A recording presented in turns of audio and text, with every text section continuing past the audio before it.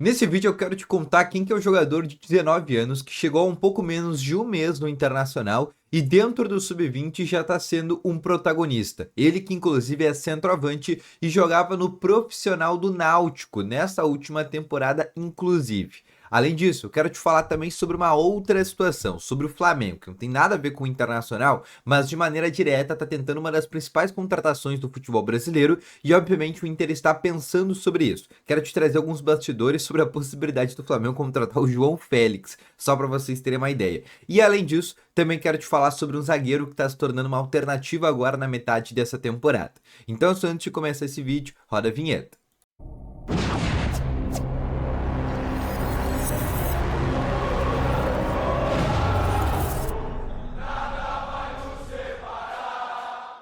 Muito bom dia, colorados! Começando aqui com novas informações sobre o Internacional e só antes de começar com esse vídeo, não esquece de deixar o teu gostei, te inscrever no canal e ativar também aqui o sininho de notificações, que é muito importante. Além disso, deixa aqui nos comentários sobre tudo que eu falar nesse vídeo, e em especial pro jogo de quinta-feira. Sem Alan Patrick, como que você escalaria esse time do Roger Machado? Deixa aqui nos comentários que eu quero saber a tua opinião. Falando sobre o Inter, que se reapresenta hoje, ontem teve folga depois da derrota por 4-2 contra o Corinthians, e hoje acontece a reapresentação no CT Parque Gigante, tá marcado para as 4h30 da tarde, e o Inter vai ter mais ou menos 3 atividades. A de hoje, que é uma atividade regenerativa, a da terça-feira, que vai ser a atividade principal, e a da quarta. A partir da quarta, o Inter treina pela manhã e depois já inicia deslocamento para a Colômbia, onde joga na quinta-feira contra a equipe do Atlético Nacional, tá bom? Alguns pontos são importantes, né? Por mais que não tenha acontecido o treino, a gente tem que trazer a principal informação, que é Alan Patrick. Alan Patrick tem suspeita de lesão muscular de grau 1 na coxa. E com isso, ele pode ficar de fora não só desse jogo contra o Atlético Nacional na quinta-feira, contra o Botafogo no final de semana e quem sabe também contra o Nacional de Montevidéu na outra semana. Ou seja, seria uma péssima notícia para o Internacional não ter o Alan Patrick, porque querendo ou não, é um dos principais jogadores, é o atleta que mais articula, é o camisa 10, não adianta. O Inter tem uma dependência muito grande por parte do Alan Patrick. Na verdade, qualquer time que tivesse o Alan Patrick teria, querendo ou não, né, uma certa dificuldade a mais. E o Roger, a partir de agora, vai ter que tentar criar alternativas com essa possibilidade. Lembrando, ele ainda vai realizar hoje alguns exames de imagem para saber realmente o diagnóstico dessa lesão, mas a princípio a informação de bastidor que tem é essa lesão de grau 1 que eu falei agora há pouco para vocês, tá bom? Além disso, eu quero também falar sobre uma outra situação que, querendo ou não, tá começando a ficar um pouco mais difícil, né? Essa informação ontem, inclusive, parou o futebol brasileiro e ela saiu, inclusive, no final da noite, agora, iniciozinho desta manhã, e realmente foi uma informação que tá repercutindo muito e que realmente diz que tá cada vez mais difícil disputar contra times que têm, né, muita receita, seja Palmeiras, seja Flamengo, né, ou seja outros times, porque o Flamengo está tentando a contratação do João Félix, atacante, português, que era tido inclusive em Portugal como o próximo Cristiano Ronaldo, passou pelo Atlético de Madrid, foi comprado por 120 milhões de euros na época do Benfica, depois passou pelo Chelsea, passou pelo Barcelona, voltou depois para o Atlético de Madrid, passou pelo Milan também, e hoje é um jogador que o Flamengo está tentando a contratação. Assim, é uma contratação que, se chega ao futebol brasileiro, ela seria meteórica, ainda mais pela idade do João Félix, que ainda está nos seus 25 para 26 anos. Ou seja, nem é um jogador veterano e já teria essa possibilidade de vir ao futebol brasileiro.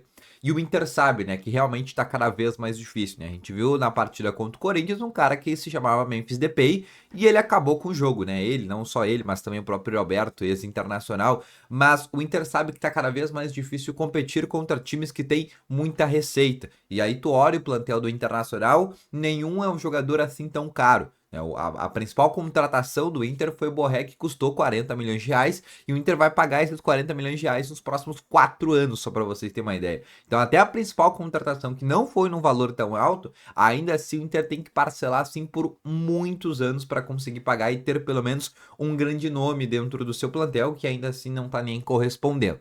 Mas o grande ponto dessa situação é que o Inter entende que nesse momento, né, atacou não só o Inter, né, mas também outros clubes, pegar o próprio Grêmio, né, são times que estão com muita dificuldade de, não é nem competir tu vai acabar competindo porque futebol é isso, contra Flamengo, contra Palmeiras, mas ganhar, e principalmente quando eu digo ganhar na prática, a Copa do Brasil, Brasileirão, Libertadores, sempre acaba se tornando um pouco mais difícil, visto que esses times estão cada vez mais diminuindo a sua margem de erro.